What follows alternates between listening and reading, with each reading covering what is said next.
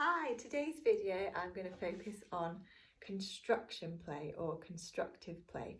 So construction play is using materials to build, shape and manipulate to create something new. So this is something we can learn lots of different skills from, and it's great at lots of different ages as well, including as an adult. So we often use Lego-based therapy in school. And this is great because it can be adapted for all different ages. So whether you're a young child right the way through to an adult, we can use this to work on lots of different communication and interaction skills. So through construction play and Lego-based therapy, we can work on lots of different skills alongside our communication. So our physical skills, so our fine motor, being able to manipulate the bricks, being able to put them together, take them apart. Our problem solving skills, being able to think more flexibly, being able to plan and create something, so getting creative, working alongside others, so being able to turn take, being able to compromise, being able to listen to their ideas, being more confident, so being able to put across our own ideas. It's also great for teaching us how to persevere as well. So if we've tested something out and it hasn't worked, we can persevere and try new things to make that work. Now these skills are all alongside our communication skills as well.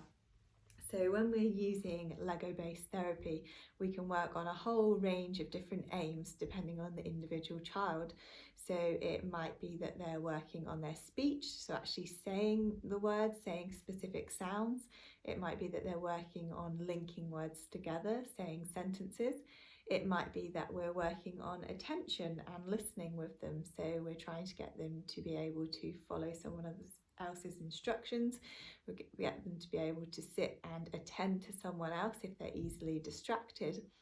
We could be working on understanding, so being able to understand different instructions and instructions of increasing complexity. We could be working on different concepts, so it could be size, colour, quantity, lots of different vocabulary that we can work on through the sessions. And also some of those higher ability social interaction skills, like some of them we've already talked about, like being able to compromise with someone else, being able to negotiate and put their own ideas across in a way that's appropriate. You can vary the materials you use, and that can make it easier or harder for the person that you're working with. So if you wanted to do something easier, you can use bigger bricks and less bricks, whereas if you want to make it harder for them, then you can use smaller bricks and you can use more bricks, and also maybe lots of different bricks with different shapes, different sizes, and you can introduce quantities as well. So how many bricks do you need?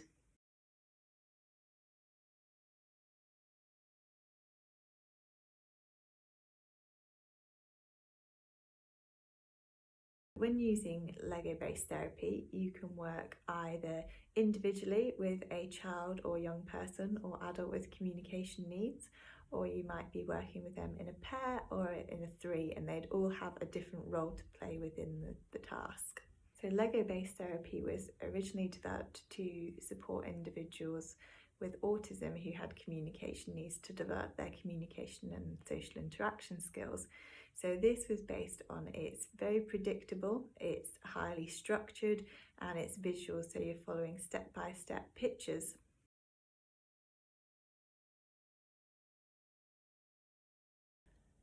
Lego or other construction materials can be used because they can be really motivating and fun.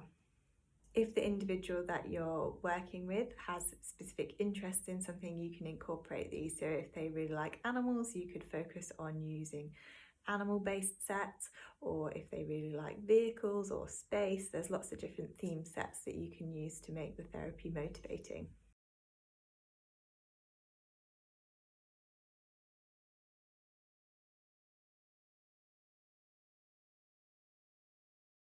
So each person would have a different role. So there would be one person that would be building and one person that's giving the instructions. You can also, if you've got a third role introduced, you can have someone who's actually sorting the bricks out and then passing the bricks to the builder.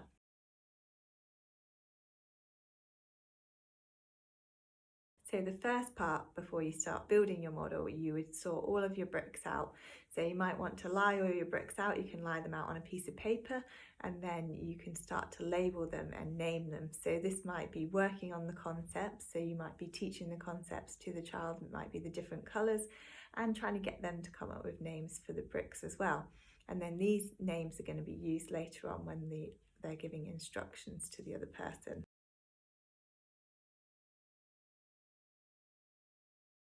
So after you've labelled all your bricks, you're going to use the picture instructions. So this is something that you'd need to make before. So if you can, you're going to take a picture, and then each time you add a brick, you take another picture to add on. Now, if you haven't got a printer, that's fine. You could either use your phone or your iPad, and you can take pictures of each of the steps, and then you can use this when you're doing the model to scroll through the pictures and add each instruction on. You can use the instructions that come with the sets, but these tend to be a bit harder. So especially if you've got a model with lots and lots of pieces, it can be a bit tricky to see which bricks have been added. And also the pictures tend to have more than one brick added at a time. So to make it easier, you can make these cards where you've added a brick on each time, and it's really clear what's been added. Using the photos, the person giving the instruction is going to tell the other person step by step what they need to do to make the model. If the other person doesn't understand, they might have to adapt their communication to support that. So you might be using different communication strategies. So you could be using your visuals. So we've got some examples of those here. So you might be using visuals like this. You could be pointing them saying you need to get the red brick. Or you might be using your Makaton signs as well. So you could be saying, can you find the red brick for me?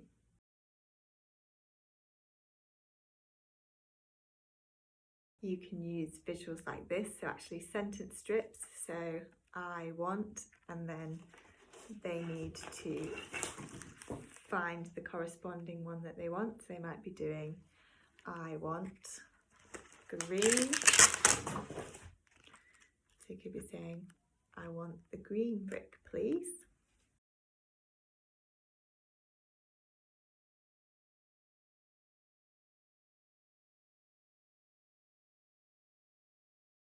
And as I've talked about in one of the other videos, if you haven't got symbols that you can print off at home, that's fine. You can hand draw them.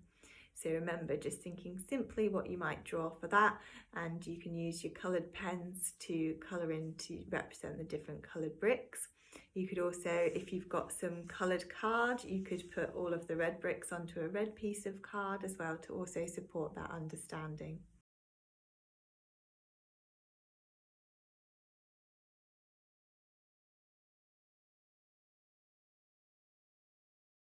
You'll also be using your non-verbal communication to support them as well. So your facial expression, you might be using your natural gestures, you might be nodding, you might be looking to show them to support them if they need a bit of extra support, so you can look at the brick to show them. You might point to where you want them to put it if they're struggling to find out where you want to put it. You might point and actually show them, narrow down the field of where you want them to place the brick to make it easier for them.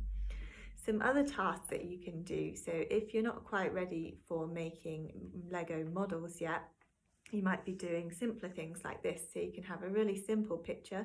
Again, that could be something that you've got on the iPad, it doesn't have to be printed out. And then you're giving them the bricks and saying, can you make it the same? So seeing if they can match it to the picture and build it the same as the picture. So another example here, which is from legoactivities.com. You can see again that they would be finding these bricks and seeing can they match the patterns. So that's a simple one where we're not actually getting into building models yet, but actually seeing if they can find those bricks, maybe if they can find those colours. If you say, can you find me the green brick, can they get a green brick, and then can they match it to the visual.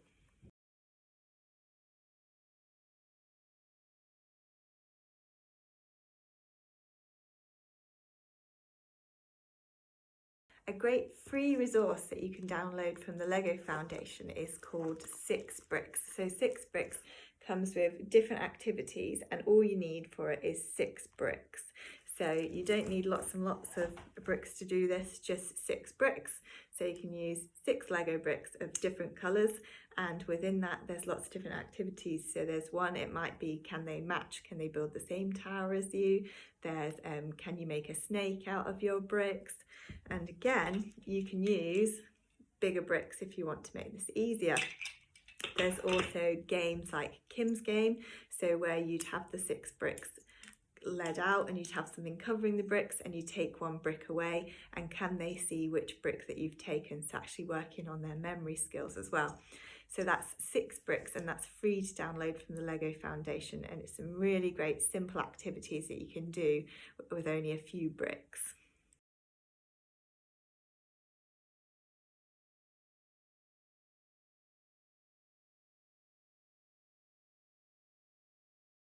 Another activity that you might want to do before you start working towards building a model from pictures is you can use a dice, and you can roll the dice, and then whatever number it lands on, that's how many bricks that they're asking for. Or you might want to put a different colour for each number, so they're going to roll it and then they're going to ask for red. When it lands on red, I want a red brick please. You can then build a model, so they could either be building their own tower with the bricks that they get from that, or you could all be building a model in the middle. So you might roll it and so it might land on 4, and they'd say, can I have 4 bricks please? And then they would get their 4 bricks and they'd add it to the model. Another simple game that you can play before you get to the stage of making a model is having a brick bank. So it's a bit like playing shops. So someone is the shopkeeper and has all of the bricks, and then the other person is going to come up and ask for what bricks they want. So they can ask for which colour they want. They might ask for big bricks. They might ask for small bricks. They can say, I want 6 bricks. Can you give me 6 red bricks? And you can then help with counting those bricks out, or they can be working on those colours.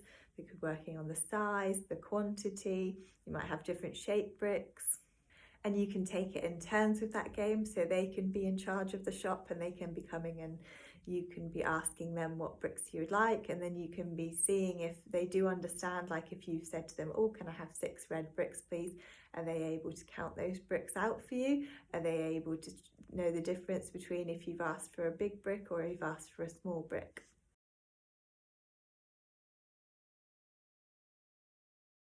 So that was some activities on how you might make it a bit easier. Now, if you want to make it harder, you can use a more complicated model. So if you wanted to use Lego bricks, you could use a model that's got lots of pieces, maybe lots of different shaped pieces, different sizes, and you might be asking them to count out different bricks. You're thinking about different positions, so can they put the brick behind, on top of, next to? So you can use lots of different vocabulary depending on what level they're at.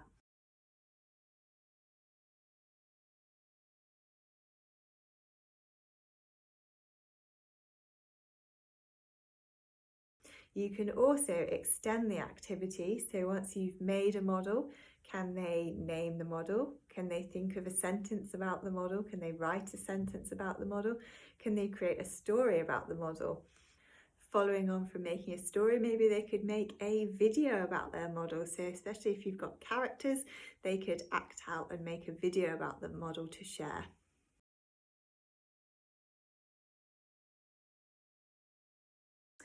Another activity is where you could put a timer on and they can do free building, and then at the end you can guess what they've made.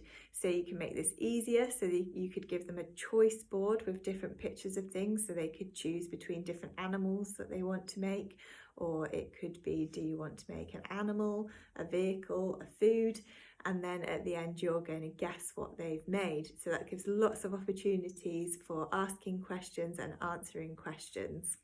So I hope this video has given you some ideas about how you might use construction play at home, and I'm going to include some extra photos in my post as well, so you can see some of the examples of models that you might make.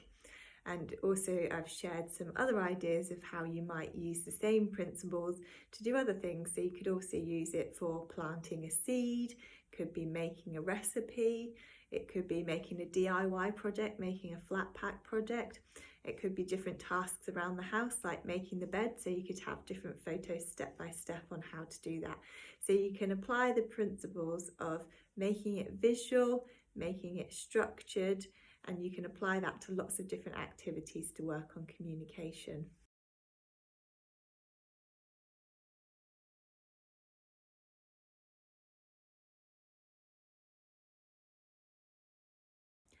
So if you have a go at home, it would be great. We'd love it if you could share some of your photos of what you've made at home. Have fun!